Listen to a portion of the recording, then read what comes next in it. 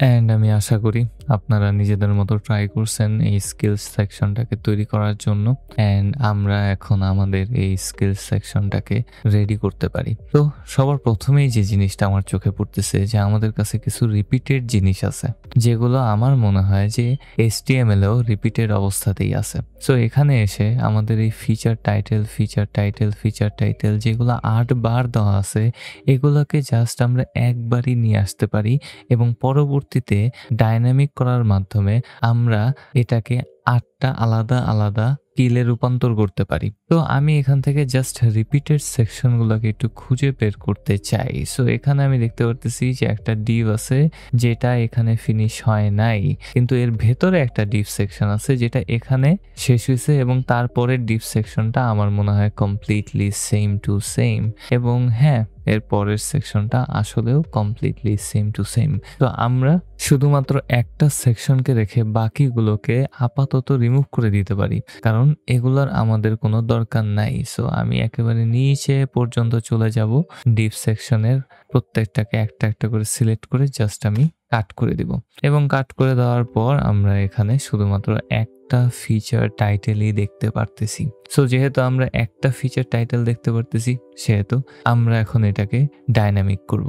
তো ডাইনামিক করার ক্ষেত্রে আমি একটু আমাদের ডেমো প্রজেক্টে চলে আসবো এবং এখানে এসে দেখতেছি সবার প্রথমে একটা টাইটেল আছে স্কিলস। তো টাইটেলটাকে আমি সেট করতে পারি, এখানে আইকন গ্রিড নামক টাইটেল দেওয়া আছে, এখানে আমি স্কিলস দিয়ে দিতে পারি এবং স্কিলস দিয়ে দেওয়ার পর আমি যদি আরেকটু ডেমো প্রজেক্টে ফিরে আসি তাহলে দেখব যে এটার একটা আইকন আছে, এটার নিজের একটা নেম আছে এবং সাথে সাথে এটার একটা ডিসক্রিপশন আছে।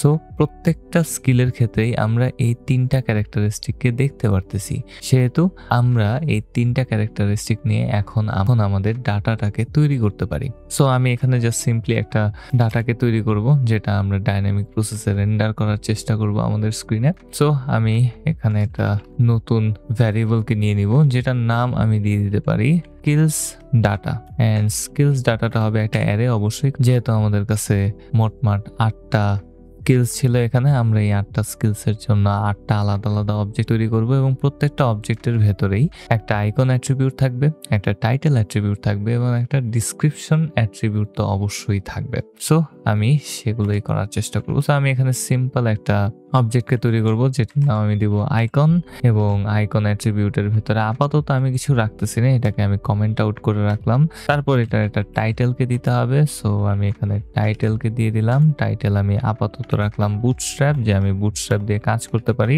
সো বুটস্ট্র্যাপ দিয়ে দেওয়ার পর আমি এটার একটা ডিসক্রিপশন দিয়ে দেব। এখানে বানান তো আমি পারবোই না অবশ্যই, আমি জানি, এবং এখানে আমি লরেম ইপসাম সামথিং দিয়ে দিতে পারি। সো আমরা এখানে আপাতত একটু ডেমো একটা স্কিলস ডাটাকে তৈরি করার চেষ্টা করছি। আমি এটাকে এখান থেকে কপি করে নিব এবং কপি করে নেওয়ার পর আমি এখানে এটাকে পেস্ট করে দিব। আপাতত আমি এইভাবে করতেছি কারণ আমার কাছে আগে থেকেই ডাটাটা তৈরি করা আছে এবং এটা আপনাদেরকে জাস্ট দেখানোর জন্য, এবং বাকিটা আপনারা নিজেরাই করতে পারবেন। সো আমরা যেহেতু এখানে আমাদের স্কিলস ডাটাটাকে তৈরি করছি, সেহেতু এখন আমরা এই স্কিলস ডাটাটাকে আমাদের স্ক্রিনে রেন্ডার করব।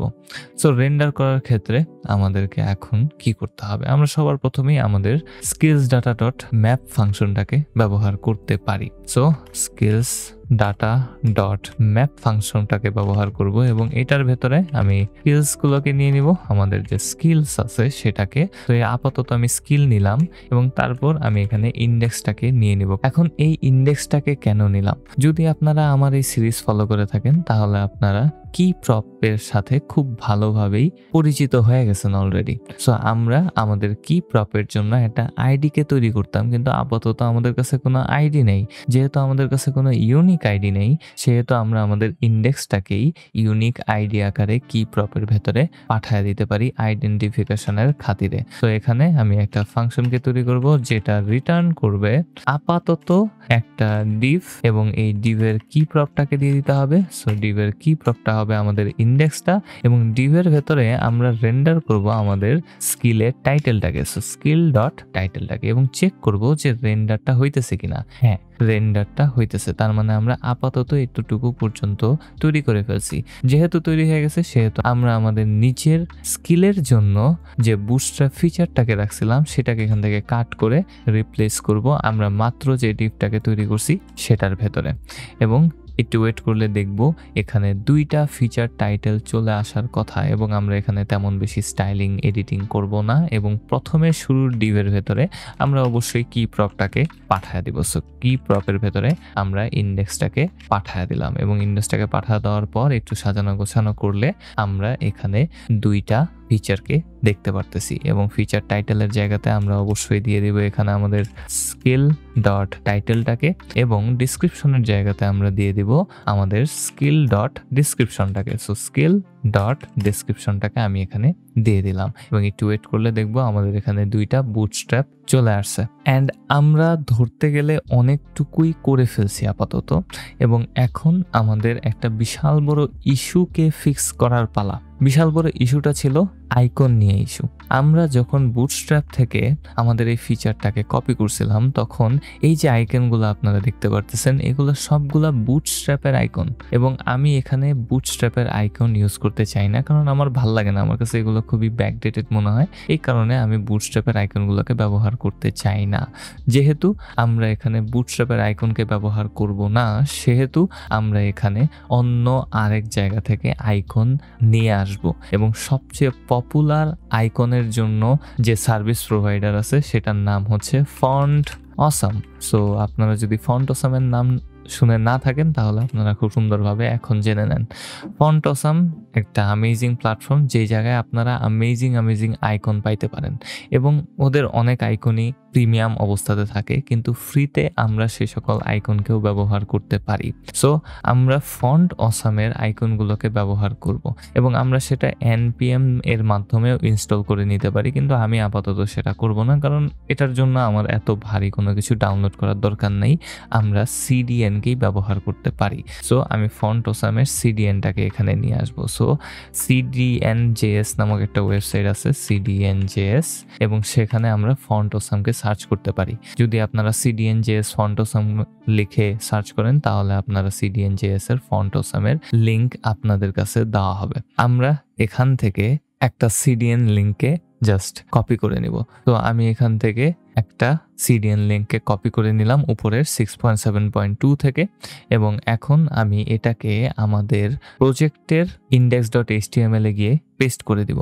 সো আমি এখানে হেডের ভেতরে এসে পেস্ট করতে হবে কোনো CDN অথবা বাইরের কোনো UI লাইব্রেরি অথবা স্টাইলিং লাইব্রেরিকে যদি আমরা আমাদের রিয়েক্ট অ্যাপের ভেতরে অ্যাড করতে চাই সেহেতু আমরা আমাদের index.html এ চলে আসব এবং এখানে আসার পর আমরা এটাকে পেস্ট করে দিতে পারি। এটা সিম্পলি একটা লিংক ট্যাগের মতো হবে এবং সেই লিংক ট্যাগটাকে আমরা আমাদের index.html এর হেড ট্যাগের ভেতরে পেস্ট করে দিব এবং পেস্ট করে দেওয়ার পর আমরা একটু ট্রাই আউট করতে পারি যে আমাদের এই লিংকটা কাজ করে কিনা। সো আমি skills.js এ চলে আসব এবং এখানে আমি সবার নিচে জাস্ট একটা আই ট্যাগকে দিব।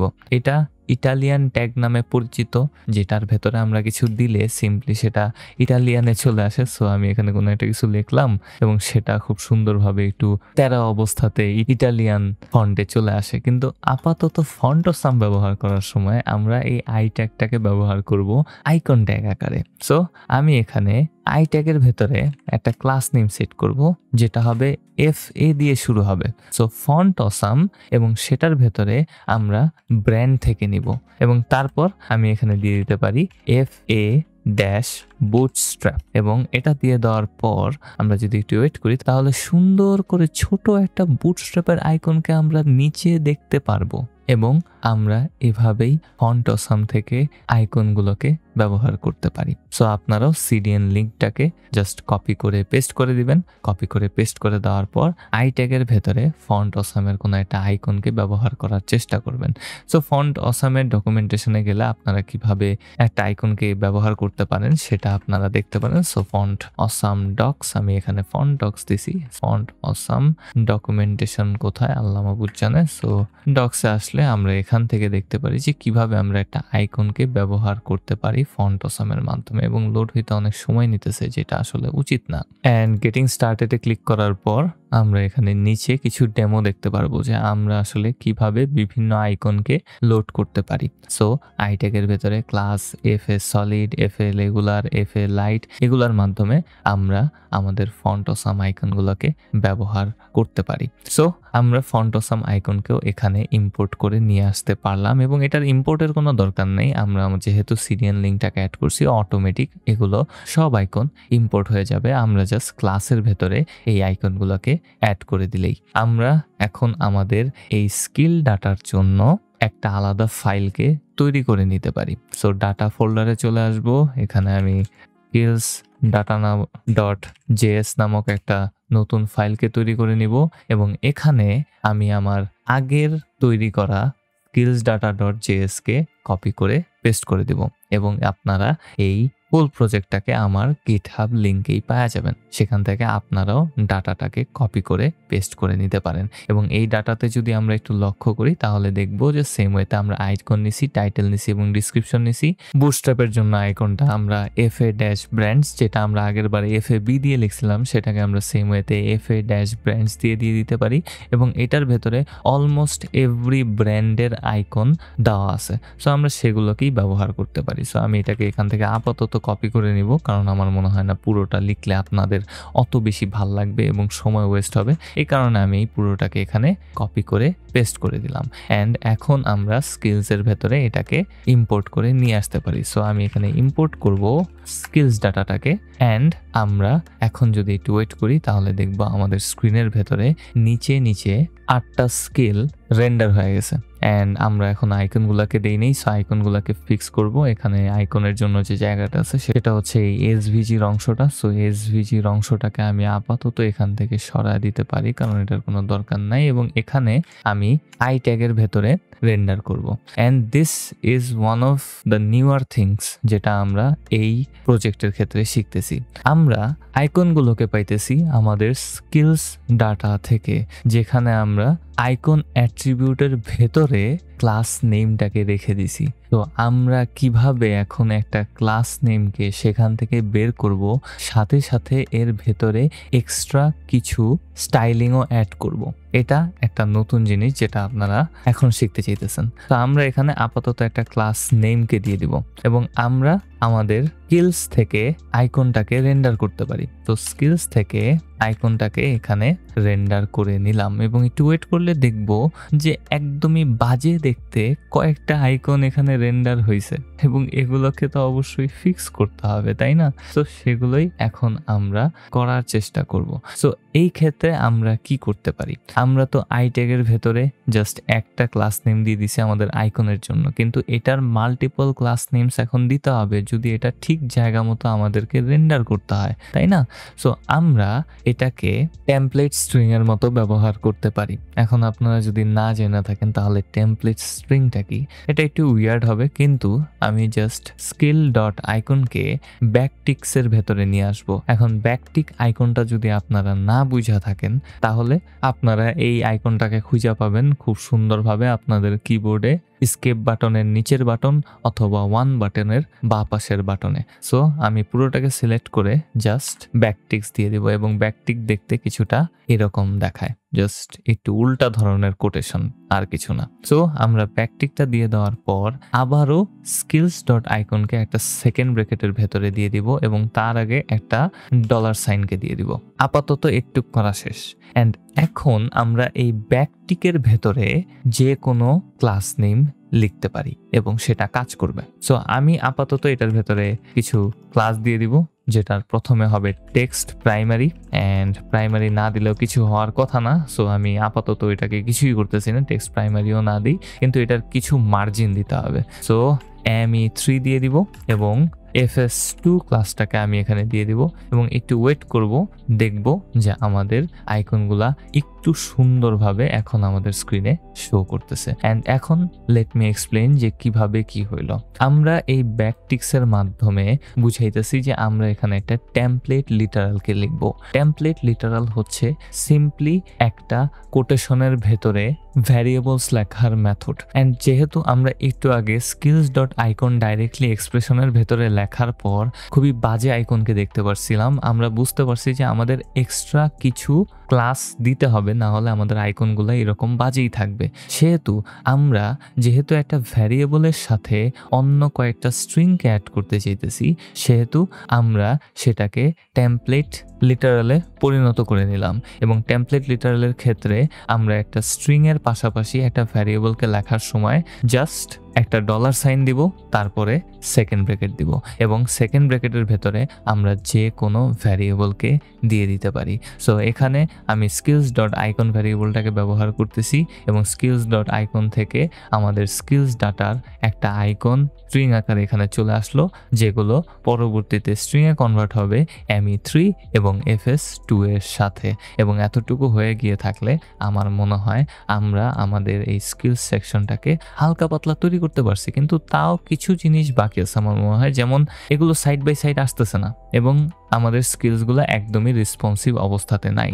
সো রেসপন্সিভ অবস্থাতে না থাকার পেছনে কারণটাকে খুঁজে বের করতে হবে আমাদের। সো রেসপন্সিভ করার ক্ষেত্রে আমরা দেখতে পারতেছি যে আমাদের যে ডিফ ট্যাগটা ছিল শুরুতে রিটার্ন স্টেটমেন্টের ভেতরে, সেখানে আমরা ক্লাস রো দিছি, কলাম দিছি এবং এটার ভেতরেও আমরা আবার কলামের জন্য ডিফটাকে সেট করছি।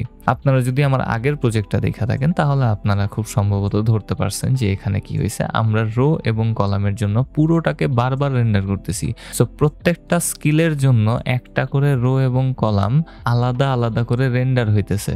সো বুটস্ট্র্যাপ নিজে একটা ফুল রো নিয়ে বসে আছে, যেটার শুধুমাত্র একটা কলাম জায়গাতেই সে রেন্ডার হইতেছে। সো এই ফুল রোতে বুটস্ট্র্যাপের জন্য একেবারে পুরো একটা রো আছে এবং এই রো এর জন্য একটা কলামেই শুধুমাত্র বুটস্ট্র্যাপ জায়গা নিতেছে এবং প্রত্যেকটা স্কিলের ক্ষেত্রেই সেম কাজটা হইতেছে। সো আমি এটাকে একটু ফিক্স করে দিব।